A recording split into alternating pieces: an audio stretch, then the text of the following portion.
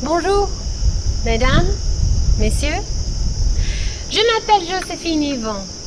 Though if I'm forced to be precise, I would say my name is Josephine Werner Kiener Hivon.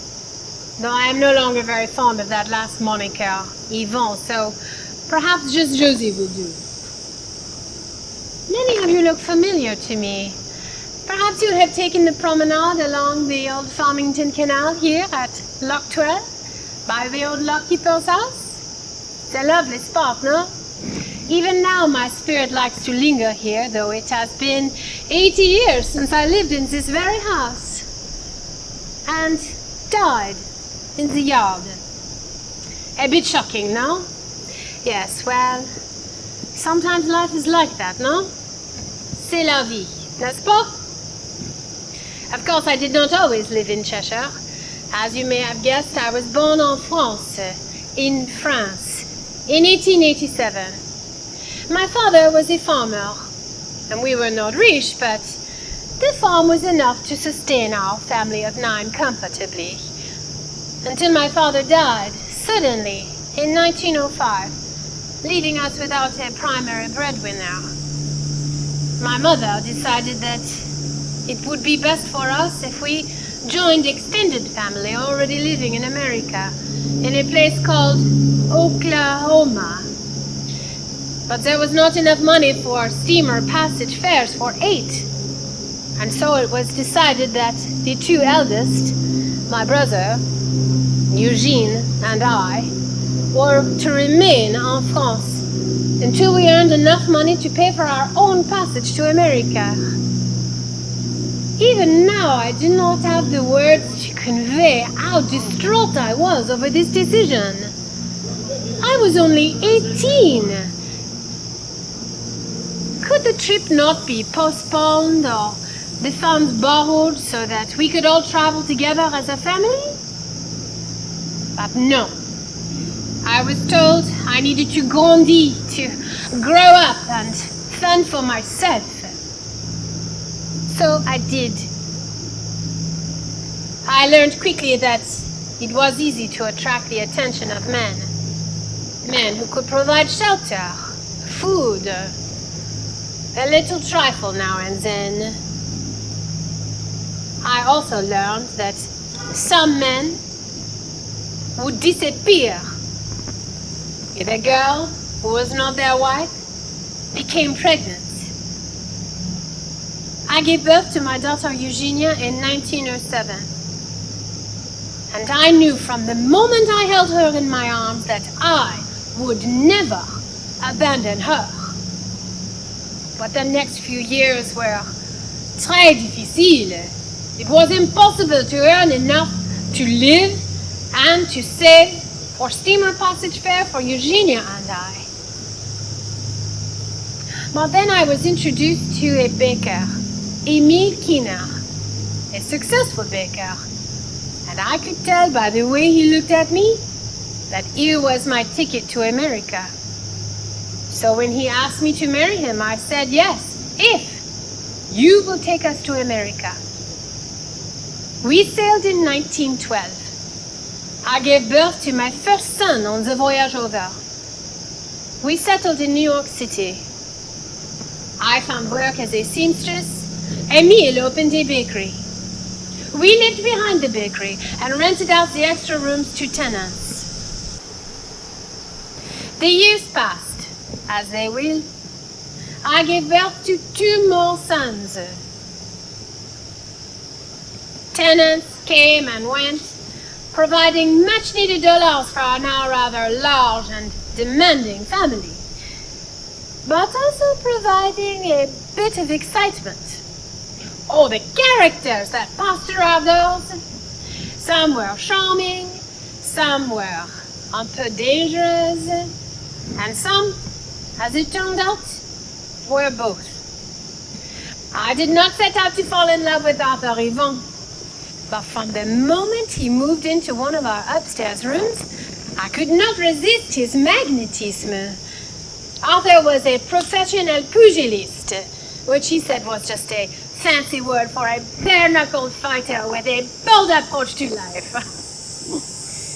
The joie de vivre of Arthur was enivrante, intoxicating. I felt as though I had awoken from a trance. And it wasn't just me.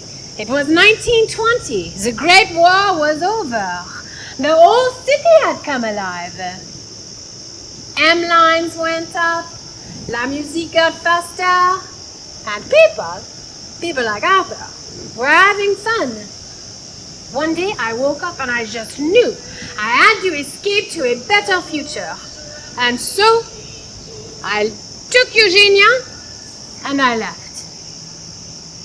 Yes, I left the boys with their father. But you see, they were so completely their father's sons, in much the same way as Eugenia was completely my daughter. I would not have known what to do with them. My dressmaking skills were good enough to fund my independence now, so Eugenia and I moved into an apartment of our own, and Arthur Hivon came to live with us as our tenant. Of course, he could be argumentative and jaloux, but the arrangement worked, and we were never bored. But then, the stock market crashed. October 29th, 1929. A panic settled over the entire city. We did not know what to do. Suddenly our future was uncertain. And then we received notice that Arthur's mother had died, leaving him the family home, here in Cheshire. We decided that our best option was to move out of New York City. Of course, Eugenia and her new husband, Richard Gamble, came with us. They moved into the little white house just down the road, at the entrance of what is now Cheshire Historical Park. As you can see, the house is quaint and pastoral. The canal had been abandoned long ago, but the railroad was still running and trains came and went. It was a lovely but isolated place to live. I was happy to have Eugenia with me, as Arthur was so often gone to New Haven to search for work and to stay for whiskey.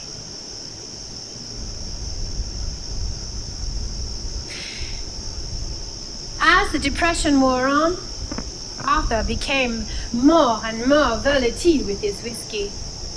He started accusing me constantly of having affairs with other men. The milkman, the mailman, the boarders, my tenants. Oh, it was so tedious. To escape, I worked in my garden, where I discovered an affinity for growing roses. The last summer of my life, the summer of 1937, it was tellement chaud. It was so hot that I spent most of my time inside with my tenant, Laurence Reed, as Arthur was always gone. The gentle nature of Laurence was such a welcome balm after the volatility of Arthur. As the summer wore on, our relationship became intimate, and I realized that I deserved a better future. And so, it became necessary to divorce Arthur Hivon. But when he found out what I was planning, he accused me of conspiring to cheat him out of his property. He became violent and he threatened my life. I called the police. They put him in jail for 30 days. Oh, he was furious.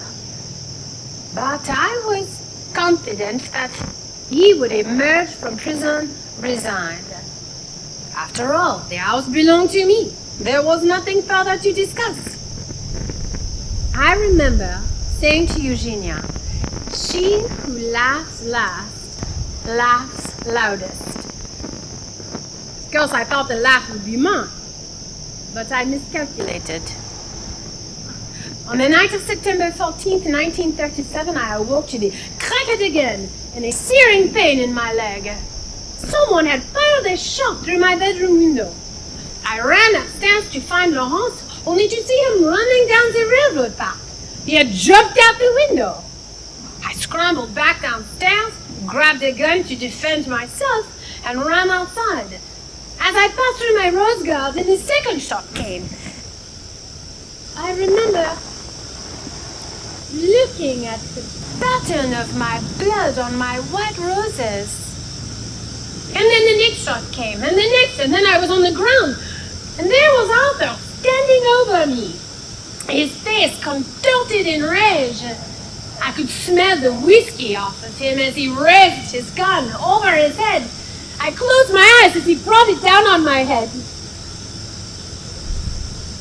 And then it was done. Arthur had made good on his threat. A bit shocking, no?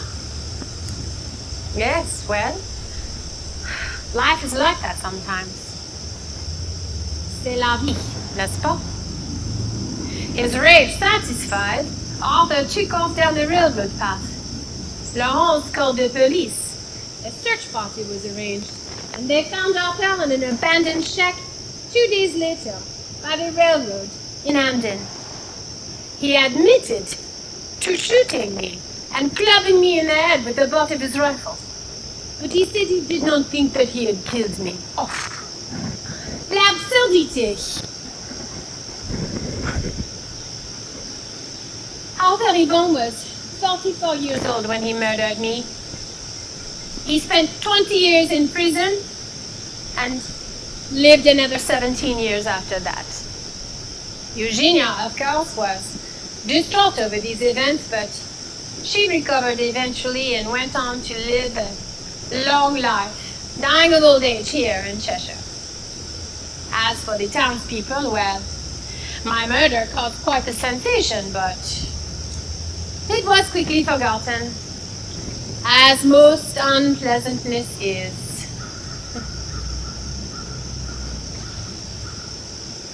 Is it not better to smell the rose and think of happier things? Oui. Au revoir.